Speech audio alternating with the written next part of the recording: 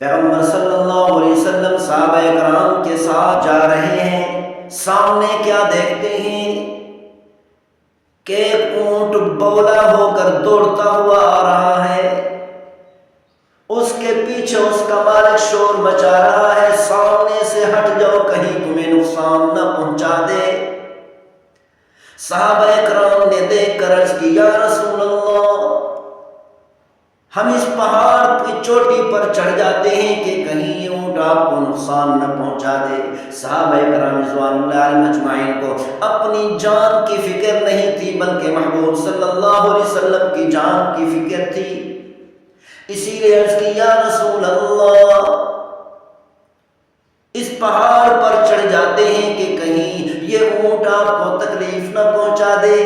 محبوب صلی اللہ علیہ وسلم نے ارشاد فرمایا، آپ کو پریشان ہونے کی ضرورت نہیں، یہ بولا ہونے کے باوجود بھی مجھے نقصان نہیں پہنچا سکتا۔ اونٹ بولا ہو چکا،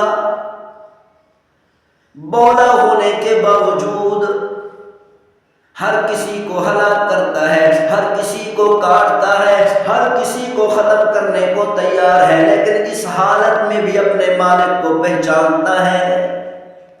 ہر کسی کو کاٹتا ہے، ہر کسی کو ہلاک کرتا ہے، لیکن مالک کو کچھ نہیں کہتا، مالک کو کوئی نقصان نہیں پہنچاتا۔ اور اسی طرح یہ اونٹ جانتا ہے یہ اللہ کے رسول ہیں، اسی طرح یہ اونٹ جیسے اپنے مالک کو پہچانتا ہے، اس سے کہیں زیادہ محبوب صلی اللہ علیہ وسلم کو پہچانتا ہے، یہ اللہ کے رسول ہیں۔ لیکن افسوس آج کے انسان پر، آج کے مسلمان پر، یہ مسلمان اپنی زندگی کی کامیابی، اپنی تجارت کی کامیابی، اپنی ملازمت کی کامیابی یہودیوں کے قدموں میں سمجھتا ہے۔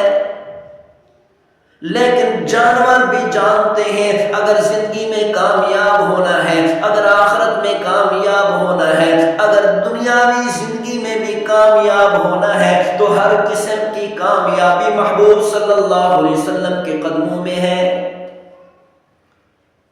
اسی لیے وہ بولا اونٹ دوڑتا ہوا آیا اور اپنا سر محبوب صلی اللہ علیہ وسلم کے قدموں میں رکھ دیا، بڑبڑانے لگا، اپنی زبان میں باتیں کرنے لگا۔ محبوب صلی اللہ علیہ وسلم نے اس کے مالک کو فرمایا، اس کو تو کھانا کم کھلاتا ہے اور کام زیادہ لیتا ہے، خیال کیا کرو، بے زبان جانوروں پر رحم کیا کرو، جتنا کام لیتے ہو کم از کم اس کے برابر بھی کھلایا کرو، یہ آپ کی نافرمانی کبھی نہیں کرے گا۔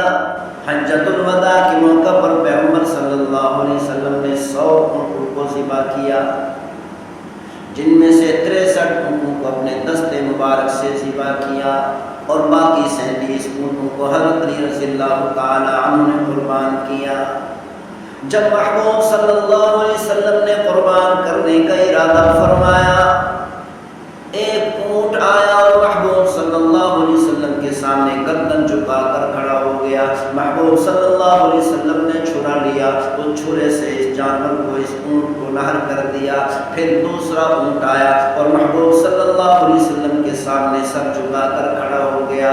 اسی طرح 63 اونٹ پیغمبر صلی اللہ علیہ وسلم کے سامنے سر جھکا کر کھڑے ہو جاتے اور محبوب صلی اللہ علیہ وسلم چھرا لے کر اس کو نہر کر دیتے۔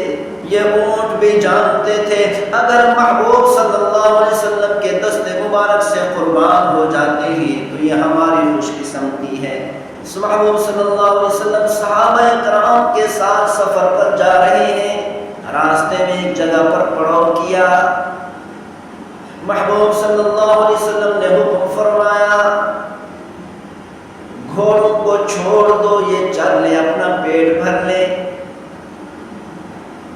وہ گھوڑے چرنے چلے گئے۔ جب کوچ کرنے کا وقت آیا، محبوب صلی اللہ علیہ وسلم نے آواز دے کر ان گھوڑوں کو بلایا۔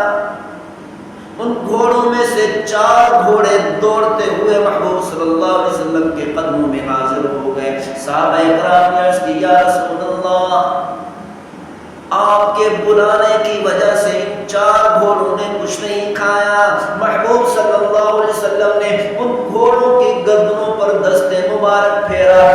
محبوب صلی اللہ علیہ وسلم کے دست مبارک کے انگوٹھے مبارک کا ان کی گردنوں پر نشان پڑ گیا. سرگودا کے اندر ایک ڈپو میں 10,000 گھوڑوں کو پالا گیا. ان گھوڑوں کے اندر جن پر محبوب صلی اللہ علیہ وسلم کے انگوٹھے مبارک کا نشان ہے ان کی نسل میں بھی گھوڑے موجود ہیں. جب محبوب صلی اللہ علیہ وسلم کا وصال ہوا، محبوب صلی اللہ علیہ وسلم کے وصال مبارک کے بعد قصوہ نامی اونٹنی کو صحابہ کرام نے چارہ کھلانے کی کوشش کی، لیکن اس اونٹنی نے چارہ نہیں کھایا. بالآخر جنت البقیع میں چلی گئی. چند دن زندہ رہنے کے بعد مر گئی. قصوہ نامی اونٹنی کو محبوب صلی اللہ علیہ وسلم کی جدائی کا بڑا صدمہ ہوا، جس صدمے کے اندر اپنے آپ کو ختم کر دیا. یہ جانور بھی جانتے ہیں یہ اللہ کا رسول ہے، یہ ہمارا نبی ہے، ہمارا رسول ہے، لیکن افسوس آج کا مسلمان نہیں پہچانتا، آج کا مسلمان نہیں جانتا. آج کے مسلمان نے محبوب صلی اللہ علیہ وسلم کی اتباع سے اپنا منہ موڑ لیا.